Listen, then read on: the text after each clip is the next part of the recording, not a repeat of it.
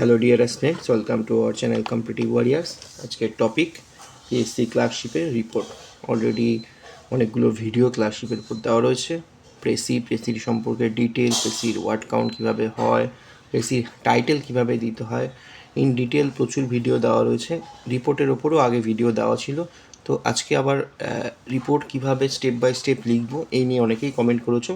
তো সেই রিপোর্টের ওপর, শুধু রিপোর্ট নয়, বাংলা প্রতিবেদনের ক্ষেত্রেও একই রকম ফরম্যাট, তো সেই ক্ষেত্রেও একই সাথেই আমরা দুটোকে কভার করব। তো রিপোর্টের যদি স্টেপ বাই স্টেপ কীভাবে রিপোর্ট লিখব, তো সেটার জন্য আমাদের যেহেতু এই পরীক্ষাটায়, পার্টিকুলারলি ক্লার্কশিপ পরীক্ষায় আমাকে 1 ঘন্টায় 6টা রাইটিং লিখতে হয়। তো আমাদের ক্ষেত্রে সবথেকে বড় চ্যালেঞ্জ হচ্ছে টাইম। তো অল্প সময় কী করে আমরা স্টেপ বাই স্টেপ ভালো রিপোর্ট লিখব। তো ফার্স্টেই আমি যেটা বলবো যে কোনো রিপোর্ট পেলে, যেটা সবাই ভুল করে, রিপোর্টটা পেয়ে টাইমটার কথা ভাবতে গিয়ে লেখা স্টার্ট করে দেয়। কিন্তু আমি বলবো যে ফার্স্টে প্ল্যান করো যে তুমি কি লিখতে চাও, কারণ আমাদের কাছে ওয়ার্ড লিমিট রয়েছে বা টাইম লিমিটও রয়েছে, অর্থাৎ সময় আমাদের কাছে কম। সেই কম সময়ের মধ্যে উইদিন ওয়ার্ড লিমিটসে আমাকে লিখতে, এবার লেখা স্টার্ট করার পরে দেখা যায় কোনো একটা পয়েন্ট অনেকটা বেশি লেখা হয়ে গেছে, কোনো পয়েন্ট আমার ওয়েটেজ পেলোই না। তো সেই জন্য রিপোর্টটার কোথাও না কোথাও সেই কম্প্যাক্টনেসটা আসে না। তো এই জন্য বলবো আগে প্ল্যান করো। প্ল্যান করা মিনস জাস্ট একটা উইদিন ফিউ সেকেন্ডস এটা ভেবে নাও যে এই টপিকের উপর রিপোর্ট দিয়েছে, তাহলে আমার পয়েন্টস এইগুলো থাকবে, এই পয়েন্টস আমি লিখবো। প্রত্যেক পয়েন্টস পিছু 2 লাইন বা 3 লাইন করে ম্যাক্সিমাম লেখো, দেখো তোমার রিপোর্ট দাঁড়িয়ে যাবে। তাহলে প্রথমে আমি যেটা করব, প্ল্যান করে নেব যে আমার এই টপিক্সের উপর একটা ইন্ট্রোডাকশান, বডিতে আমি যে বডির সেটা যে কোনো টাইপের অ্যাক্সিডেন্ট রিপোর্ট হলে সেই অ্যাক্সিডেন্টের কারণেই, অ্যাক্সিডেন্টের ক্ষয়ক্ষতি এই, অ্যাক্সিডেন্টের যে ফলাফল, বা তার যে সাজেশান কমেন্টস বা তার যে রেস্কিউ অপারেশন সেই বিষয়ে 2-3টে লাইন, লাস্টে কনক্লুশন পার্টে সেই কম্পেনসেশনের ব্যাপার বা কী করে সেটাকে ভালো করা যায় বা উন্নত করা যায় অ্যাক্সিডেন্ট, সেইগুলো নিয়ে একটা কনক্লুশন প্যারাগ্রাফ, তাহলে কমপ্লিট হলো। তো এইভাবে আমি আগে টোটাল যে রিপোর্টটাকে কিছু পয়েন্টসে আমি ভাগ করে নেবো যে এই পয়েন্টসগুলো আমার মেনশন হবে। প্রতি পয়েন্টস পিছু 2-3 লাইন করে লেখো, তাহলে তোমার প্রত্যেকটা পার্ট তুমি সমানভাবে টাচ করবে উইদিন ওয়ার্ড লিমিটে, তাহলে তোমার রিপোর্টটা পড়তে ভালো লাগবে এবং কম্প্যাক্ট আসবে, উইদিন ওয়ার্ড লিমিটে ঠিক থাকবে। তো আমি যেটা বলবো, প্রথমেই ফার্স্ট উইদিন ফিউ সেকেন্ডস তুমি ভেবে নাও বা কোথাও একটা নোট ডাউন করে নাও যে আমি এই পয়েন্টস আমি এই রিপোর্টে পরপর দেবো, সেই অনুযায়ী তাহলে কোহেরেন্সটা মেনটেন থাকবে। নেক্সট যেটা বলছি সেটা হচ্ছে হেডিং নিয়ে প্রচুর কনফিউশন তৈরি হয়। দেখো, হেডিং খুব ইম্পর্টেন্ট রিপোর্টের একটা, কারণ হেডিংয়ের ওপর তোমার ডিপেন্ড করছে যে তুমি রিপোর্টটাকে কীভাবে লিখছো। অর্থাৎ হেডিংয়ের সঙ্গে বডির যদি সামঞ্জস্য না থাকে, তাহলে কিন্তু সেক্ষেত্রে রিপোর্টটা ভালো লাগে না। তো হেডিং আমি এমন চুজ করব যেটা একটুখানি অ্যাট্রাকটিভ হবে, যাতে হেডিংটা দেখে লোকে সেই রিপোর্টটা, আমরা পেপারে ইউজুয়ালি তাই করি, হেডিংটা পড়ার পরে আমাদের মনে হয় না এই হেডিংটা ভালো, তো এর উপর রিপোর্টটা পড়ি। তো হেডিং একটা ইম্পর্টেন্ট পার্ট। তো হেডিং দেওয়ার যে রুলস, সেক্ষেত্রে আমরা গ্রামাটিক্যালে কোনো সেন্টেন্স কমপ্লিশনের ব্যাপার নেই, আমরা সেন্টেন্স কমপ্লিট করব না। এবং হেডিংয়ের যে ফার্স্ট লেটারগুলো সেগুলোকে ক্যাপিটাল দেবো, এক্সেপ্ট আর্টিকেল, পজিশন, কনজাংশন, সেটা নিয়ে আমি পরবর্তী একটা ভিডিওতে আবার বলবো। তো ফার্স্টেই হেডিংয়ের ক্ষেত্রে একটা হেডিং কমপ্লিট করব না, এবং ফার্স্ট যে সেন্টেন্সের এই প্রত্যেকটা ওয়ার্ডের ফার্স্ট লেটারগুলোকে ক্যাপিটাল দেবো, এক্সেপ্ট আর্টিকেল, পজিশন, কনজাংশন নিয়ে একটা ভালো হেডিং আমি তৈরি করব। সেই হেডিংয়ের ক্ষেত্রে ফুল লিবার্টি তোমার। হেডিং দেওয়ার পরে আমরা যেটা দেখব সেটা হচ্ছে ফরম্যাট মেনটেন করা, কারণ রিপোর্টের ক্ষেত্রে প্রত্যেকটা পার্টে আলাদা আলাদা নাম্বার থাকে, এই ফরম্যাটের জন্যই একটা পার্সেন্টেজ নাম্বার থাকে। তো সেই জন্য প্রপার ফরম্যাট, অর্থাৎ ফরম্যাট কি, প্রথমে একটা হেডিং যাচ্ছে, তারপরে এখানে বাই স্টাফ রিপোর্টার, তারপর এখান থেকে শুরু হচ্ছে, প্রথমেই আসছে প্লেসের ক্ষেত্রে বলেছি যে XYZ, যদি পার্টিকুলার রিপোর্টে প্লেস মেনশন করা না থাকে তাহলে আমরা XYZ বা ক খ গ এগুলো দিয়ে প্লেস লিখবো, নিয়ে একটা কমা দিয়ে তারপর ডেট লিখবো, কি আগে মাস লিখবো তারপর ডেট লিখবো। সাপোজ ডিসেম্বর মাসের 28 তারিখ পরীক্ষা হচ্ছে, তাহলে ডিসেম্বর 28 নিয়ে তারপর একটা কোলন দেবো। ঠিক যেখানে শেষ হয়েছে কোলন সেখান থেকেই রিপোর্ট শুরু করব, না তার নিচ থেকে। যেখানে কোলন হলো তারপর থেকেই রিপোর্ট শুরু হবে। নিয়ে টোটাল রিপোর্টটা পরপর এখান থেকে বডি স্টার্ট হয়ে গেল আমার রিপোর্টের। এই যে প্রপার ফরম্যাট, খুব সহজ ফরম্যাট, একটা heading, by staff reporter, place, date, এই 5টা জিনিস আমাকে মেনটেন করবো। আর দেওয়ার পরে যেখানে শেষ হচ্ছে সেখান থেকেই শুরু করব। এই প্রপার ফরম্যাটটা মেনটেন করলেই তুমি 20 থেকে 30% মার্কস কিন্তু ওখানেই পেয়ে যাবে যদি ফরম্যাটটা মেনটেন করো। তাহলে এই বাংলার ক্ষেত্রেও একই, কোথাও কোথাও এই স্টাফ রিপোর্টারটা এখানেও দিয়েও শুরু করা যায়, বা স্টাফ রিপোর্টার বা নিজস্ব সংবাদদাতা বলে কমা দিয়ে তারপর প্লেস, তারপর ডেট, তারপর রিপোর্টটা শুরু। বাংলাতে এরকম রিপোর্ট দেখা যায়, তো সেখানে এটাও করতে পারো বা এটাও করতে পারো। তো এইভাবে যদি ফরম্যাট মেনটেন করো তাহলে একটা পার্সেন্টেজ মার্কস পেয়ে যাবে। এবার আসছি ওয়ার্ড লিমিট।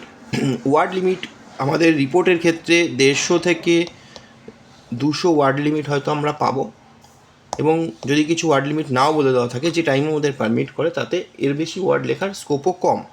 তাহলে আমাকে টোটাল রিপোর্টটায় 150 থেকে 200 ওয়ার্ডের মধ্যে লিখতে হবে। সেই অনুযায়ী কিন্তু আমাকে ভাবতে হবে যে আমি কীভাবে রিপোর্টটাকে সাজাবো।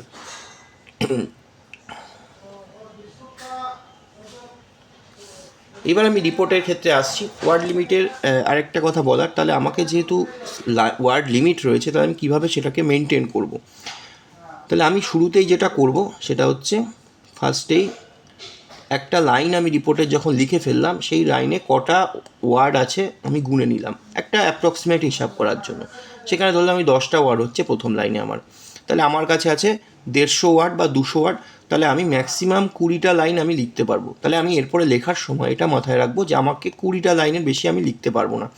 এইভাবে যদি লেখো তাহলে তোমরা ওয়ার্ড লিমিটটাকে মেনটেন করতে পারবে। যে 20 লাইনের মধ্যে তুমি ধরলো 2 লাইন আমি ইন্ট্রোডাকশানে রাখবো, বডিতে আমি 16 লাইন রাখবো, বাকি 2 লাইন আমি কনক্লুশনে রাখবো।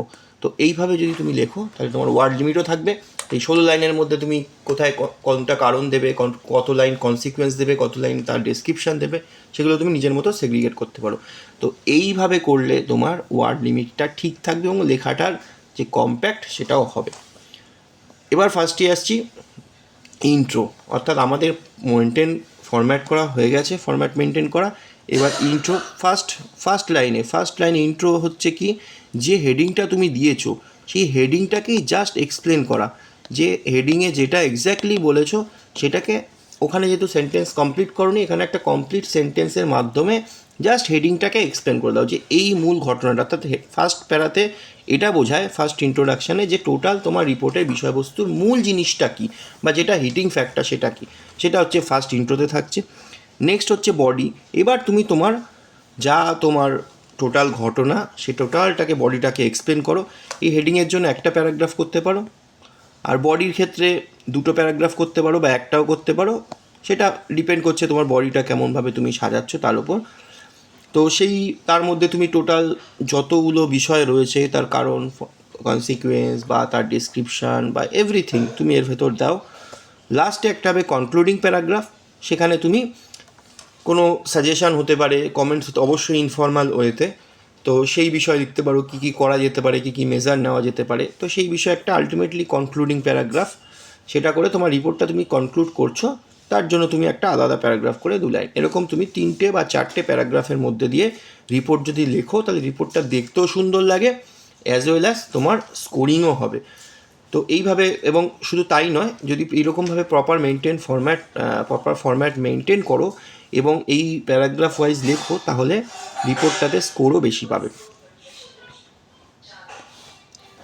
Next word count, line count, যেটা নিয়ে আমি অলরেডি বলেছি যে এটা প্রথমেই করবে, যে প্রথমে একটা লাইনের মধ্যে ওয়ার্ডটা কাউন্ট করে নিলে, দেন আমার কাছে কতগুলো লাইনের আইডিয়া আমি পেয়ে গেলাম, যে আমার কাছে 15টা বা 20টা লাইনে আমি রিপোর্টটাকে লিখে শেষ করতে পারবো। তাহলে সেই অনুযায়ী আমি রিপোর্টের প্রথম পার্টে কটা লাইন রাখবো, মাঝের বডিতে কটা লাইন রাখবো এবং এন্ডে কটা লাইন রাখবো, সেটা আমি এখান থেকে একটা আইডিয়া পেয়ে যাবো। তাহলে তোমার এক্ষেত্রে কী হবে, খুব একটা বেশি ওভার হয়ে যাবে না, যে ওয়ার্ড লিমিট আছে সেটা খুব এক্সিড করবে না, হয়তো 10%। দেখো একটা কথা বলে রাখি, ওয়ার্ড লিমিটের ক্ষেত্রে যদি 200 ওয়ার্ড থাকে, তাহলে 200 ± 10%, অর্থাৎ 220টা অবধি রিল্যাক্সেশান থাকে, 220টা অবধি রিল্যাক্সেশান থাকে। এটা মোটামুটি একটা কনভেনশন। যদি তোমার রিপোর্টের ফ্লো ভালো থাকে তাহলে 10% রিল্যাক্সেশান দেয়, আর যদি অনধিক বলা থাকে, লেস দ্যান 200 ওয়ার্ডস বলা থাকে, তাহলে চেষ্টা করবে 200-র মধ্যেই লেখার। 220 অবধি তোমার রিল্যাক্সেশান দেয় যদি তোমার রিপোর্টের ফ্লো ভালো থাকে, যে তুমি ভালো লিখছো রিপোর্টটা 10টা বা 15টা ওয়ার্ডের জন্য, সেটা রিল্যাক্স করা যায়।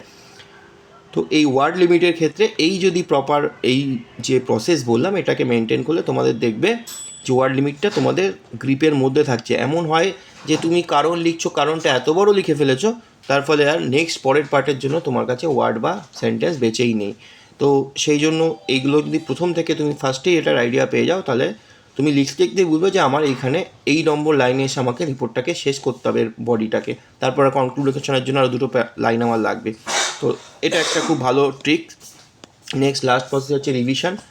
রিভিশন খুব ইম্পর্টেন্ট, যে কোনো কারণ অনেক গ্রামাটিক্যাল সিলি মিস্টেক হয়, সেই সিলি মিস্টেকগুলো যাতে না হয়, এবং তার সাথে সাথে ছোটো ছোটো স্পেলিং মিস্টেক, এবং ওভারঅল রিভিশন দিলে নিজেও রিপোর্টটাকে পড়লে একটা ভালো রিভিশন হবে এবং স্কোরও সেক্ষেত্রে ভালো হবে। রিভিশন খুব ইম্পর্টেন্ট যে কোনো রাইটিংয়ের ক্ষেত্রে, অনেকগুলো ছোটো ছোটো মিস্টেক তাতে রিকভার হয়। তো রিভিশন দিলে এই টোটাল পার্টটা যদি তোমরা ঠিকভাবে করো তাহলে খুব বেশি সময়ও লাগবে না এবং তোমাদের রিপোর্টটাও ভালো হবে, স্কোরিং হবে। এর পরবর্তীতে আমি আরও ভিডিওতে রিপোর্টের বিভিন্ন পয়েন্ট সম্পর্কে বলবো যেগুলো রিপোর্ট লেখার সময় মাথায় রাখা উচিত। তো আরও পরবর্তীতে ভিডিও আসছে এবং একটা সাজেশনের ভিডিও দেবো, যে লাস্ট মিনিট সাজেশন, যে রিপোর্ট কোন কোন টপিকস আমরা অলরেডি আমি বেঙ্গলি এবং ইংলিশে দিয়েছি, তো তার থেকেও কিছু কম করে একদম লাস্ট মিনিটে বলতে পারো যে এইগুলো খুব ভালোভাবে দেখে যাওয়া দরকার। তো সেই ভিডিওটার জন্য চ্যানেলটা ফলো রেখো। দেখা হচ্ছে নেক্সট ভিডিওতে।